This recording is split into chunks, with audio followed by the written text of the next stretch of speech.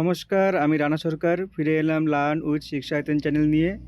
আজকেও আমাদের আলোচনায় রয়েছে ২০টি জিকে প্রশ্ন, অর্থাৎ এই জিকেতে রয়েছে ইতিহাস, ভূগোল, রাষ্ট্রবিজ্ঞান, বিজ্ঞান, পাশাপাশি রয়েছে কম্পিউটার। তো প্রত্যেকটি প্রশ্নের উত্তর আলোচনার পাশাপাশি কিছু তথ্য দেওয়া হবে। সেই তথ্যগুলো আপনারা লিখে রাখবেন, ভীষণ গুরুত্বপূর্ণ। চলে আসি প্রথম প্রশ্নে।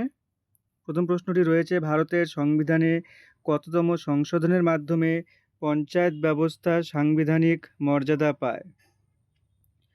এ ৪২তম, বি ৫২তম, সি ৭৩তম, ডি ৭৪তম। অবশ্যই এই প্রশ্নের উত্তর ৭৩তম। ৭৩তম সংবিধান সংশোধনের মাধ্যমে ভারতে পঞ্চায়েত ব্যবস্থা চালু করা হয়। আর যদি প্রশ্ন আসে কত সালে ৭৩তম পঞ্চায়েত সংশোধন করা হয়, পঞ্চায়েত ব্যবস্থা সংশোধন করা হয়, সেটা হচ্ছে ১৯৯২ সালে। ঠিক আছে। আর যদি বলে প্রথম পঞ্চায়েত ব্যবস্থা কোথায় চালু হয়, তাহলে অবশ্যই এই প্রশ্ন উত্তর হয়ে যাবে রাজস্থান। রাজস্থানে প্রথম ত্রিস্তরীয় পঞ্চায়েত ব্যবস্থা চালু হয়। চলে আসি দ্বিতীয় প্রশ্নে।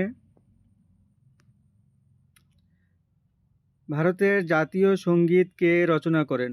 অবশ্যই গুরুত্বপূর্ণ প্রশ্ন, কারণ এখানে একটু কনফিউজের ব্যাপার রয়েছে। জাতীয় সঙ্গীত এবং জাতীয় স্তোত্র, ঠিক আছে। যদি জাতীয় স্তোত্র বলা হয় তাহলে হবে হচ্ছে বঙ্কিমচন্দ্র চট্টোপাধ্যায়, কিন্তু এখানে অবশ্যই বলা হয়েছে ভারতের জাতীয় সঙ্গীত কে রচনা করেন। অবশ্যই এই প্রশ্নের উত্তর হয়ে যাবে রবীন্দ্রনাথ ঠাকুর, যেটি হচ্ছে জনগণ মন অধিনায়ক জয়। ঠিক আছে। আর চলে আসি তৃতীয় নম্বর প্রশ্নে। ভারতের মুদ্রার নাম কি? ভারতের মুদ্রার নাম এ টাকা, B rupee, C dollar, D euro. আমাদের বহু মুদ্রার নাম জানতে হবে এই পঞ্চায়েত পরীক্ষার প্রিপারেশনের জন্য।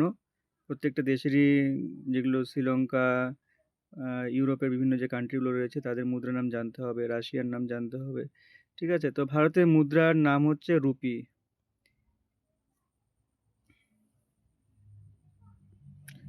এরপরে চলে আসি একটি কম্পিউটার থেকে প্রশ্ন।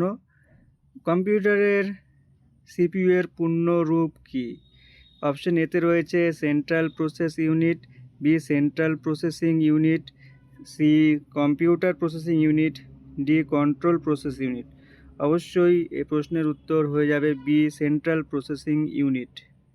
এই সিপিইউকেই কে বলা হয় কম্পিউটারের কি ব্রেইন। প্রশ্ন আসতে পারে কম্পিউটারের ব্রেন কাকে বলা হয়, তাহলে হবে সিপিইউ। ঠিক আছে। চলে আসি ৫ নম্বর প্রশ্নে। ভারতের জাতীয় ফুল কোনটি? ঠিক আছে, এটি একটি সহজ প্রশ্ন। আপনারা এই প্রশ্নের উত্তর কমেন্ট বক্সে জানাবেন। অপশন রয়েছে এ গোলাপ, বি সূর্যমুখী, সি পদ্ম, ডি জবা। এটি রইল হোমওয়ার্ক। চলে আসি ৬ নম্বর প্রশ্নে। এমএস ওয়ার্ড কী ধরনের সফটওয়্যার?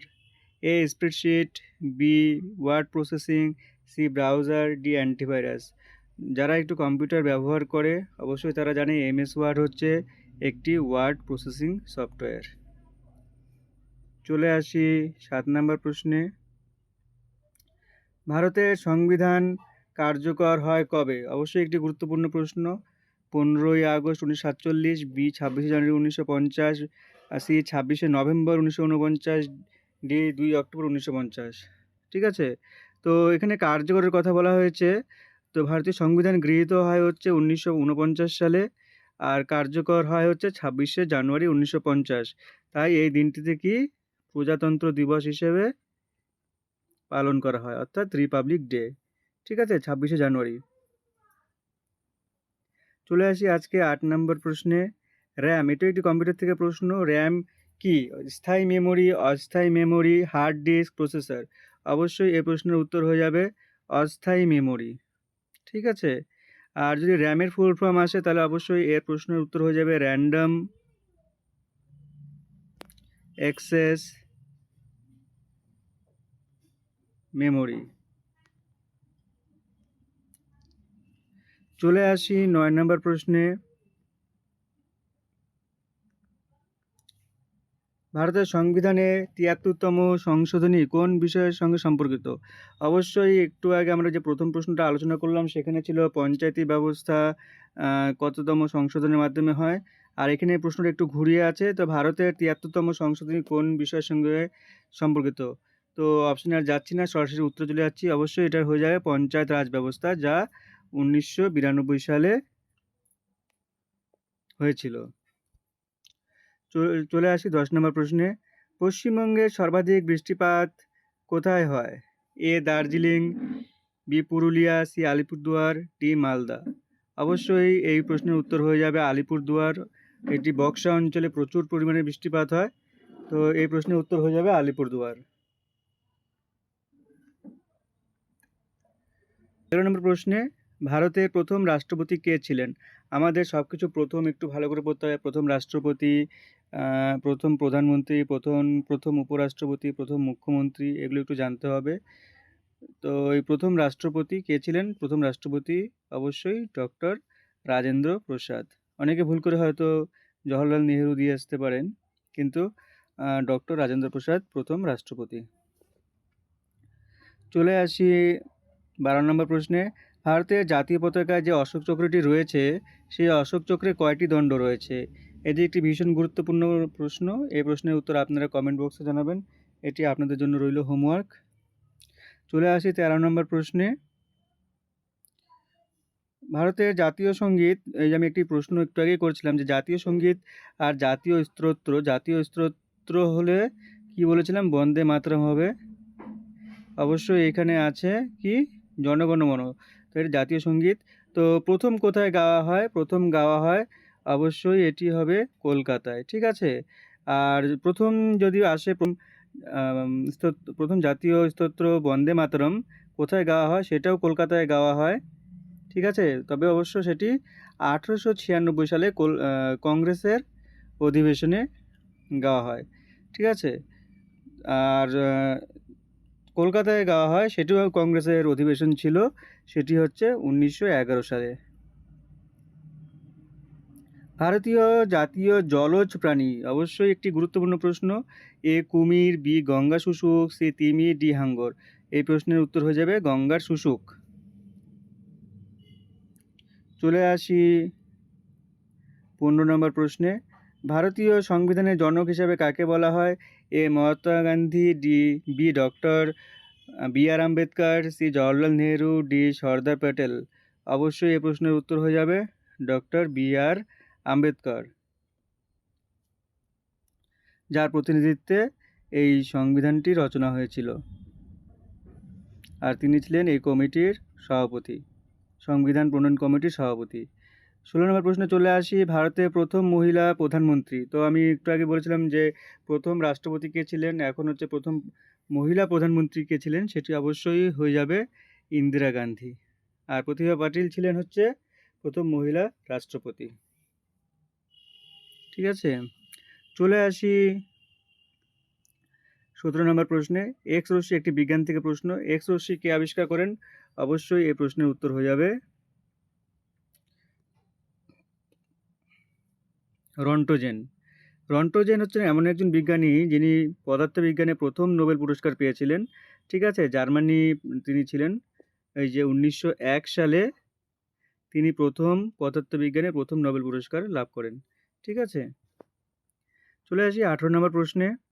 এই প্রশ্নটিও প্রথম এবং পরে একটি প্রশ্নে আলোচনা করেছিলাম যে ৭৩তম সংবিধান, পঞ্চায়েত রাজ ব্যবস্থা এবং রাজস্থানে প্রথম ত্রিস্তরীয় পঞ্চায়েত ব্যবস্থা চালু হয়েছিল, তারই এই একটি সঙ্গে রিলেটেবল প্রশ্ন। পঞ্চায়েত ব্যবস্থা সাধারণত কত স্তর বিশিষ্ট হয়? অবশ্যই 3 স্তর বিশিষ্ট হয়, ঠিক আছে। এই প্রশ্নের উত্তর অবশ্যই ত্রিস্তর বলা হয়। তো এই ত্রিস্তর কি কি? অবশ্যই রয়েছে গ্রাম পঞ্চায়েত, ঠিক আছে। আমরা যে প্রধান বলি, গ্রামের পঞ্চায়েতের যে হেড তাকে কি বলি? প্রধান বলি, ঠিক আছে, গ্রাম পঞ্চায়েত। তারপরে রয়েছে ব্লক স্তর, ঠিক আছে, ব্লক স্তর। তারপরে রয়েছে কি? জেলা পরিষদ। তো এই 3টা স্তর নিয়ে গঠিত হয় পঞ্চায়েত ব্যবস্থা, তাই এটিকে 3 স্তর বা ত্রিস্তরীয় বলা হয়েছে। চলে আসি 19 নম্বর প্রশ্নে। ভারতের জাতীয় ক্যালেন্ডার কোনটি? তো এই অপশন এতে রয়েছে বিক্রম সংবৎ, বি শকাব্দ, সি বাংলা সন, ডি হিজরি সন। অবশ্যই এই প্রশ্নের উত্তর হয়ে যাবে শকাব্দ। তো আমরা জানি যে ৭৮ শকাব্দ হিসেবে ধরা হয়। এটি স্রষ্টা হিসেবে কুষাণ বংশের সম্রাট কনিষ্ক চালু করেছেন হিসেবে ধরা হয়। ঠিক আছে, তো শকাব্দ চালু করেন কনিষ্ক।